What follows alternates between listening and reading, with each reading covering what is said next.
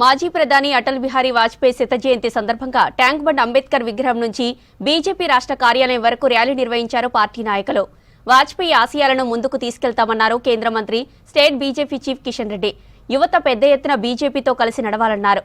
ప్రస్తుత రాజకీయాలు విలువలు లేనివిగా ఉన్నాయన్నారు ఎంపీ లక్ష్మణ్. రాజకీయ విలువలకు నిదర్శనం వాజ్పేయి అంటున్న కిషన్ రెడ్డి లక్ష్మణ్తో Vijay face to face.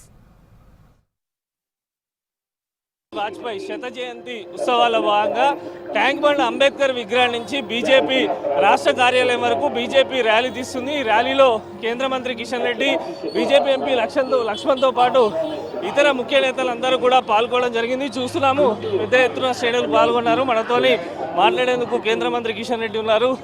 Vajpayee ఆదర్శాలను తీసుకొని ఈరోజు ర్యాలీ నిర్వహిస్తున్నారు. భవిష్యత్తులో ఎటువంటి కార్యక్రమాలు? ఈ రోజు నుంచి సరిగ్గా వచ్చే సంవత్సరము డిసెంబర్ 25 వరకు కూడా అనేక రకాల కార్యక్రమాలు ఉంటాయి. ముఖ్యంగా నరేంద్ర మోడీ గారు అయితే 1,00,000 మంది యువత కుటుంబాల నేపథ్యం లేకున్నటువంటి ఎవరైతే రాజకీయాలకు రావాలనుకుంటున్నారో, రావాలని నరేంద్ర మోడీ గారు కోరుకుంటున్నారో, వాజ్పేయి గారి యొక్క నైతిక విలువల ఆధారంగా రానున్న రోజుల్లో 1,00,000 మంది యువతను భారతీయ జనతా పార్టీ నేతృత్వంలో కానీ, సమాజంలో వాళ్ళకి నచ్చిన పార్టీలో కానీ రావాల్సినటువంటి అవసరం ఉంది. ఆ ప్రయత్నం తప్పకుండా ఈ యొక్క సంవత్సరంలో చేయబోతున్నాం. నిన్న సభ నిర్వహించారు, ఈ రోజు చూసుకున్నట్టయితే ర్యాలీ నిర్వహిస్తున్నారు. పార్టీ శ్రేణులకు ఏ పిలుపుని ఇవ్వబోతున్నారు?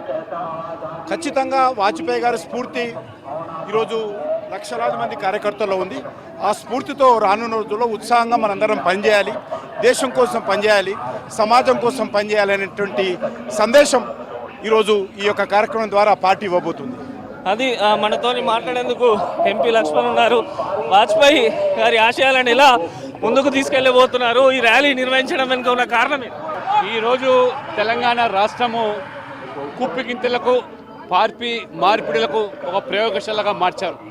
గత బీఆర్ఎస్ కానీ, ప్రస్తుత కాంగ్రెస్ ప్రభుత్వం కానీ విలువలతో కూడుకున్న రాజకీయాలు నడపాలని వాజ్పేయి గారు ఒక్క పార్లమెంట్ సభ్యుని ఓటుతో ప్రభుత్వం పడిపోతుందన్న ఖాతరు చేయకుండా, అనైతికతకు పాల్పడకుండా మళ్ళీ ప్రజల్లోకి వెళ్ళి విశ్వాసం పొంది అధికారులకు వచ్చి అభివృద్ధికి పెద్దపీట వేసి ఏ రకంగా రాజకీయాల్లో విలువలు చూపించారో ఈనాడు మోదీ గారు అదే పంతాలో యువత రాజకీయాలకు రావాలి.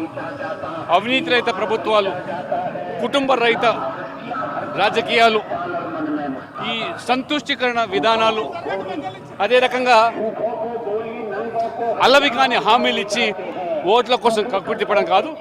యువత రండి, మోదీ గారి పిలుపునందుకొని ఈ దేశం సమగ్రత కోసం, దేశ అభివృద్ధి కోసం వికసిత్ భారత్ సంకల్పం ఏదైతే మోదీ గారు తీసుకున్నారో దాన్ని సాకారం చేయడానికి రండి, ఈ దేశాన్ని బాగుపరుస్తాం. అంతేగాని తుచ్చమైనటువంటి రాజకీయాల కోసం. నిన్న ముఖ్యమంత్రి రేవంత్ రెడ్డి గారు మాట్లాడుతూ భారత భూభాగాన్ని చైనా ఆక్రమించుకుంటే ఈ ప్రభుత్వం కళ్ళప్పకి చూస్తుందని మాట్లాడుతున్నారు.